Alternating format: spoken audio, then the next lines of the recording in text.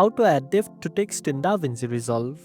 First of all, open your DaVinci Resolve project and go to the edit page where you want to add the text effect. Then, click on the effects library and find the title section. Choose the text title like Text Plus for more advanced control and drag it onto your timeline above your video or background layer. Next, select the text clip and open the inspector panel on the right side. Here you can type your desired text and customize the font, size, and color. To add depth, scroll to the setting tab in the inspector. You will see multiple setting elements that you can enable or disable. Enable a shading layer, which allows you to add shadows or highlights to your text. Adjust the shading layer's properties like offset, softness, and color to create a 3D shadow effect behind the text. Increasing the offset slightly and choosing a darker color will give your text a subtle shadow that makes it stand out.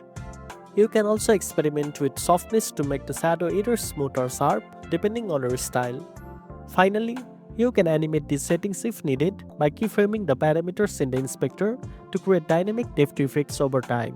And that's it, now you know how to add depth to text in DaVinci Resolve.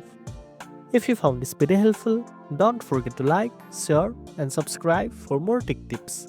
Thanks for watching, and I'll see you in the next one.